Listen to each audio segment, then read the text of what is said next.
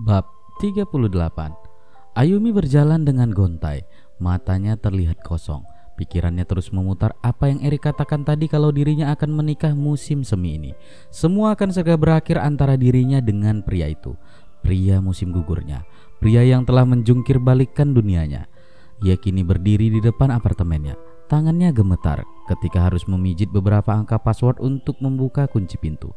Setelah terbuka dengan cepat, ia segera masuk. Dengan kaki diseret ia berjalan menuju kamar yang ukurannya lebih luas daripada kamarnya di Vancouver. Tubuhnya langsung ambruk di atas tempat tidurnya yang tertutup bed cover berwarna putih dengan tebaran gambar bunga sakura berwarna pink. Di kepala tempat tidurnya tergeletak dengan manis sebuah boneka minion yang sengaja dia bawa dari Vancouver. Boneka yang selalu menemaninya tidur setiap hari. Boneka hadiah dari seseorang yang sangat berarti dalam hidupnya. Dadanya terasa sesak seolah terhimpit batuan besar. Tapi tak ada air mata yang keluar. Ia hanya terlentang tak bergerak. Matanya menatap langit-langit kamar dengan pandangan kosong. Selama sejam ia tetap tak bergerak. Sampai akhirnya bunyi telepon genggamnya membuyarkan segala lamunannya. Ia terduduk untuk mengambil benda kecil yang terus berdering itu di dalam tas kulitnya. Setelah melihat nama yang terpampang di layarnya, tiba-tiba dadanya kembali sesak. Matanya perih. Jarinya yang gemetar memijit tombol berwarna hijau. Ia meletakkan benda itu di telinganya. Ya, kenapa lama sekali? Air matanya kini tak kuasa lagi tertahan setelah mendengar suara seseorang yang selalu melindunginya. Apa kau sudah sampai apartemen? Apa sebenarnya yang sedang kau lakukan? Apa kau sedang mandi? Apa kau tahu kalau aku menghubungimu dari tadi, tapi kau tak mengangkatnya? Kau membuat opamu ini merasa khawatir. Ayumi mencoba menahan isak tangisnya dengan menekan mulutnya menggunakan punggung tangan. Ya Tuhan, ia sangat menginginkan kakak tirinya itu ada di sana saat ini. Ia membutuhkan seseorang untuk bersandar, tapi ia berada jauh di Seoul dengan segudang aktivitas keartisannya. Ayumi, kenapa kau diam saja? Apa kau baik-baik saja? Kevin mulai terdengar curiga karena tak ada jawaban dari gadis yang masih sekuat tenaga menahan tangisnya. Ayumi, bicaralah, serunya setelah beberapa saat tetap tak ada jawaban dari adiknya. Sial, Ayumi, bicaralah atau aku akan menghubungi polisi dan meminta mereka memeriksamu di apartemen. Kevin, seru Ayumi yang tak kuasa lagi menahan isak tangisnya. Kini ia terseduh-seduh sambil terus memanggil nama Kevin. Ayumi, apa yang terjadi? Katakan padaku, apa yang terjadi? Suara Kevin terdengar sangat khawatir, tapi itu malah membuat tangis Ayumi semakin menjadi. Jangan kemana-mana, kau dengar aku? Jangan kemana-mana dan jangan melakukan hal bodoh. Tunggu aku akan kesana sekarang. Kevin menutup telepon. Secepat kilat ia mengambil jaketnya dan seperti orang gila ia berlari keluar dari ruang latihan. Saat ini ia sedang berada di gedung manajemennya tengah berlatih untuk konser mereka di Jepang lusa. Kevin, kau mau kemana? Manajernya bertanya setelah melihat pria bermata coklat itu berlari menuju pintu keluar. Aku akan kembali besok pagi, aku berjanji. Ia menjawab tanpa menghentikan larinya. Dia bisa mendengar manajernya itu mengutuk tapi dia tidak peduli. Yang ada di pikirannya saat ini adalah berada di samping gadis itu secepatnya. Ia bisa merasakan penderitaan yang tengah dialami adik tirinya itu.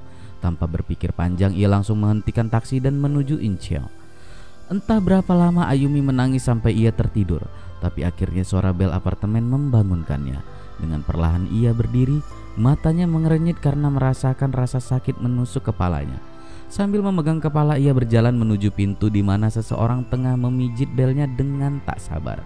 Dan matanya tiba-tiba terbelalak melihat sosok tinggi menjulang di hadapannya yang terengah-engah seperti baru saja melakukan lari maraton. Kevin, apa yang kau lakukan di sini malam-malam? Apa kau diusir oleh manajermu? Kevin melongo tak percaya mendengar pertanyaan perempuan yang matanya terlihat bengkak akibat menangis terlalu lama dan mendengar dari suaranya yang serak sepertinya ia juga baru saja bangun tidur. Demi Tuhan Ayumi, kau membuatku seperti orang gila berlari dari Seoul ke Busan karena mendengarmu menangis seolah kalau hidupmu akan segera berakhir. Dan sekarang kau bertanya kenapa aku ada di sini? Oceh Kevin sambil menerjang masuk apartemen lalu duduk di sofa coklat muda yang ada di ruangan itu. Maafkan aku, ujar Ayumi lemah setelah menyadari apa yang tengah terjadi. Dia kini ikut duduk di sebelah Kevin yang menatapnya dengan penuh selidik, sedangkan dia hanya bisa tertunduk sambil menekuk wajahnya. Jadi katakan padaku apa yang telah terjadi. Tanpa basa-basi Kevin langsung bertanya sambil menatap Ayumi meminta jawaban. Tapi gadis itu hanya membuang napas berat. Kevin mengangkat alisnya menunggu, tapi lagi-lagi gadis itu kembali membuang napas berat. Kau tahu, aku berlari seperti kesetanan ke sini setelah mendengarmu menangis. Aku bahkan meninggalkan jadwal latihanku untuk persiapan konser lusa. Dan setibanya aku di sini, kau hanya akan terdiam seperti itu. Kau tidak berlari, kau pasti naik KTX. Pesawat, aku naik pesawat. KTX terlalu lama. Oke, lupakan naik apa aku kesini. Tapi aku tak ada waktu lama. Besok aku harus kembali ke Seoul atau manajerku akan membunuhku. Jadi kita mulai ceritamu sekarang. Ayumi menarik napas panjang sebelum akhirnya memulai ceritanya. Kevin hanya terdiam mendengar gadis itu bercerita. Kondisinya saat ini sudah jauh lebih tenang. Tak ada lagi tangisan yang menyayat hati walaupun ia masih bisa mendengar dari suaranya yang bergetar. Kalau Ayumi masih belum bisa menerima kenyataan ini seutuhnya. Ayumi telah selesai bercerita dan hasilnya sekarang di sekeliling mereka bertebaran tisu yang digunakan gadis itu untuk membuang ingus dan melap air matanya. Dan Kevin hanya bisa menarik napas berat melihat itu semua. Kalau kau memang masih mencintainya, seharusnya kau mempertahankan cintamu dari dulu, ujar Kevin sambil kembali memberi Ayumi tisu. Tapi dia meninggalkanku dan telah bertunangan dengan perempuan lain. Ayumi membuang ingus dengan suara kencang lalu melempar tisunya sembarang. Dia memang bodoh, tapi itu semua hanya kesalahpahaman. Seharusnya kalian sudah bisa menyelesaikannya saat itu juga, lalu memutuskan apa yang akan kalian lakukan selanjutnya, bukannya saling menyakiti seperti ini. Aku tak mungkin memintanya meninggalkan tunangannya, Kevin. Aku tahu, tapi tahukah kau, di saat kau memikirkan perasaan tunangannya yang akan terluka karena ditinggal tunangannya, pria itu sudah terluka terlebih dulu karena harus meninggalkan orang yang dia cintai dan menjalani hidup dengan perempuan yang tidak dia cintai sama sekali. Bahkan perempuan itu sekarang akan jauh terluka karena harus hidup dengan pria yang mencintai perempuan lain. Seperti ditampar, Ayumi membelalakkan mata terkejut mendengar ucapan Kevin yang kini menatapnya penuh simpati karena baru menyadari itu semua. Sekarang kita kembalikan padamu.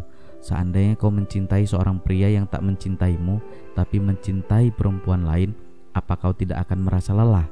Dan bayangkan ketika kau harus menikah dengan pria yang masih mencintai mantan kekasihnya dengan seluruh jiwanya, apa kau tidak akan terluka? Kevin merasa kasihan melihat Ayumi yang baru menyadari kesalahannya. Ayumi, aku tahu kau melakukan itu karena tidak ingin membuat perempuan lain merasakan kesakitan seperti yang kau rasakan karena ditinggal seseorang yang kau cintai. Tapi tanpa sadar kau telah membuat beberapa orang terluka, termasuk kau dan dokter itu. Ayumi terdiam menyadari kebodohannya. Seharusnya ia mendengarkan apa yang Kevin ucapkan dulu untuk mempertahankan cintanya kalau memang dia masih mencintai Erik. Tapi dia terlalu naif dengan hanya memikirkan perasaan Yuri dari sudut pandangnya tanpa memikirkan perasaan Erik dan juga dirinya. Tapi sekarang mereka akan menikah. Semua sudah benar-benar terlambat. Tidak ada kata terlambat. Apa kau pernah nonton Runaway Bride? Kau lihat bahkan Julia Roberts melarikan diri di detik-detik terakhir pernikahannya. Ayumi tersenyum mendengar ucapan Kevin. Itu hanya film, Kevin. Ya, kalau kau mau kita bisa menculik Erik pada saat itu dan kalian bisa melarikan diri bersama. Ayumi kembali tersenyum mendengar rencana Kevin. Tapi lagi-lagi salah satu sudut hatinya yang terdalam dia tidak bisa melakukan itu. Dia mungkin akan hidup berbahagia dengan pria yang dia cintai, tapi dia akan merasa bersalah seumur hidupnya dan dia tidak mau hidup dalam perasaan itu. Seolah memahami apa yang dipikirkan Ayumi, Kevin kembali membuang napas berat, matanya menatap Ayumi lembut. Kau tahu, kalian berdua sama-sama bodoh dan keras kepala. Seandainya aku jadi dia dan kau bukan adikku, aku akan menculikmu, membawamu ke pulau terpencil dan kita akan hidup bersama selamanya di sana. Ayumi mendengus tertawa mendengar ide gila dari Kevin. Itulah dia, pria yang akhirnya selalu membuatnya tertawa dalam kondisi apapun. Ya, apa sebaiknya kau menikah denganku? Kau bahkan belum masuk daftar keluarga. Kita harus melakukannya sekarang juga sebelum apa mendaftarkanmu di dalam kartu keluarga.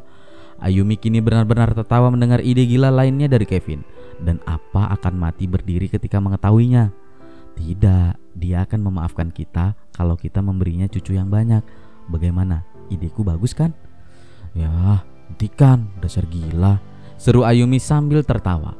Kevin bersyukur kalau akhirnya gadis itu bisa tertawa. Walaupun ia tahu hatinya belum pulih seutuhnya dan mengingat kepribadiannya, ia tahu keputusan apa yang telah diambil adiknya itu dan ia tidak berhak ikut campur. Ia hanya memberi masukan, sedangkan keputusan akhir tetap menjadi hak seutusnya gadis bermata bulat itu. Baiklah, ini sudah sangat larut. Kevin melihat jam tangannya yang menunjukkan pukul 2 pagi. Kau harus tidur sekarang, kalau tidak besok pagi kau akan terlihat seperti panda bengkak. Ya, Ayumi protes sambil memukul lengannya. Atau kau ingin kita membuat cucu buat apa sekarang? Jadi mau tidak mau dia akan merestui pernikahan kita setelah tahu ada baby Choi di dalam perutmu. Dasar mesum. Ayumi kembali berseru sambil memukuli Kevin yang membuat pria itu berteriak minta ampun. Aku tak mengerti bagaimana bisa para pria bodoh itu jatuh cinta pada gadis kasar ini, ucap Kevin setelah Ayumi menghentikan pukulannya sambil mengelus lengannya yang memerah karena serangan tadi. Mendengar itu Ayumi hanya tertawa. Baiklah, kita tidur sekarang. Sebentar aku akan membawa bantal dan selimut untukmu, ujarnya sambil berjalan menuju kamar. Kevin membaringkan badannya di atas sofa yang terlihat terlalu pendek untuk tubuhnya yang tinggi. Matanya menatap langit-langit apartemen sederhana itu. Tangannya dilipat di atas dada. Bibirnya menyunggingkan senyuman mengingat apa yang baru saja ia katakan. Seandainya gadis itu tahu kebenaran dan ketulusan dari setiap ucapannya. Seandainya Erik bukanlah pria yang dicintai gadis itu. Seandainya ia hanyalah seorang pria biasa, bukan anak dari ayahnya. Dan banyak lagi seandainya yang selalu mengisi pikirannya dari pertama kali ia berjumpa dengan gadis itu.